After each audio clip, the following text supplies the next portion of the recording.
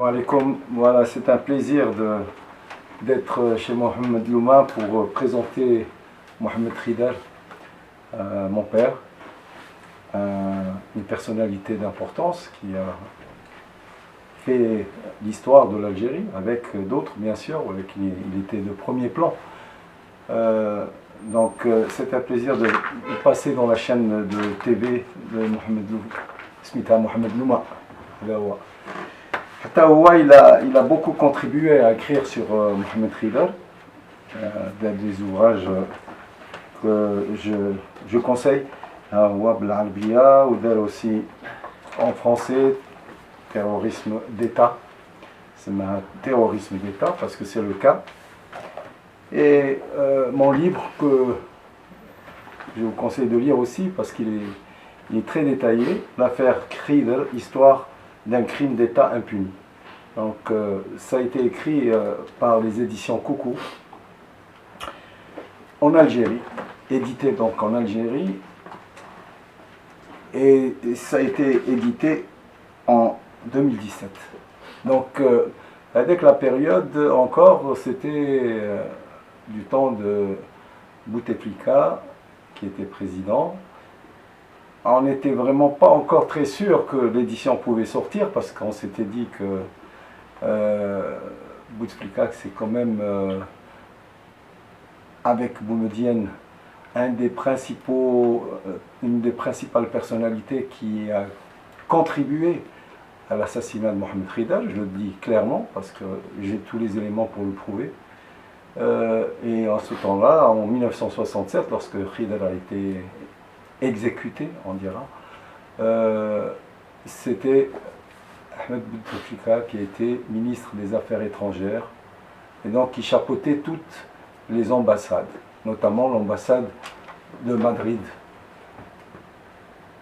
Khidr était en ce temps-là donc réfugié politique à Madrid. Il était opposant au régime de Boumedienne et malheureusement le 3 janvier 1967, il a été assassiné par un membre de, on dira, de la sécurité militaire. Alors, le livre que j'ai écrit, c'est un livre qui a été fait en, disons, en trois grandes parties. D'abord, la vie de Mohamed Khidr, qui s'inscrit dans l'histoire de la révolution algérienne. Donc je relate, si on veut, tous les éléments enfin, qui sont importants, notamment sa prise de position pour l'indépendance, son adhésion dans les différents partis qui prônaient l'indépendance. Donc le premier parti qui prônait l'indépendance, c'était l'Étoile noire africaine de Messabi Haj. Et Khidr, déjà très tôt va militer au sein d'un groupuscule qui était à Alger, parce que lui il est né à Alger, et qui donc va être après soudé avec l'Étoile nord-africaine. Donc il va connaître Messabi Haj, ils vont militer ensemble, ils seront arrêtés ensemble. Lorsque l'Étoile nord-africaine sera dissoute, il va créer avec Messabi Haj le PPA, c'est le parti du peuple algérien, qui aussi prônait l'indépendance. Le PPA sera aussi à un moment donné dissous, et ça sera l'époque où Mohamed Khidr va militer de façon, on dira, ouverte, officiellement au sein du MTLD. Le MTLD, le Mouvement pour le Triomphe des Libertés Démocratiques, qui était, dont le président était toujours Messabi Haj. Khidr a été nommé, non pas seulement nommé, il a été élu député au sein du MTLD pour représenter donc le MTLD en France, dans le, comment on appelle, au sein du Parlement français. En 1951, lorsqu'il terminera son mandat, il va devoir s'enfuir d'Alger parce qu'il faut savoir que lorsque la création du NPLD a été faite, il y avait un deuxième organe qui existait, mais qui n'était pas officiel puisqu'il était secret, c'est l'OS. L'OS, donc Organisation Spéciale, qui d'abord a été dirigé par Hussein Ait Ahmed et puis plus tard par Ben Bella. Alors ce qui s'est passé, c'est que Khidr, il était député, mais en même temps il militait au sein de l'OS de façon secrète. Et il y a eu la fameuse attaque de la poste d'Oran qui a permis aux autorités françaises, en enquêtant, de savoir que cette organisation existait.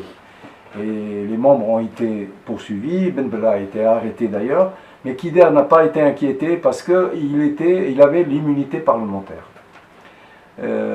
Malheureusement, bien sûr, une fois que l'immunité se terminait, il était sûr d'être arrêté.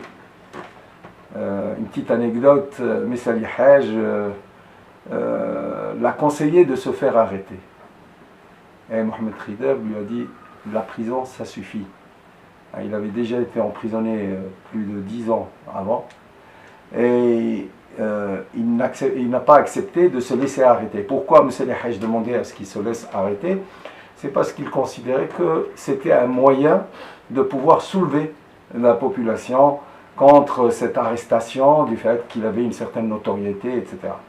Donc l'idée de faire cela n'a pas du tout été acceptée par Khidr, et il s'est enfui d'Alger pour le Caire, en Égypte, où il a milité au sein de ce qu'on appelle le bureau du Maghreb, Maghreb Arabi. Avec le bureau, il y avait les trois grands pays du Maghreb, c'est-à-dire la Tunisie, qui était représentée par Bourguiba. Il y avait bien sûr le Maroc, qui était représenté par El-Fassi, et puis l'Algérie, c'était au moment où Khidr est arrivé, elle était représentée par Chadli Mekki. Très vite, Mohamed Khidr va prendre la direction du bureau du Maghreb. Il va remplacer Chadli Mekki.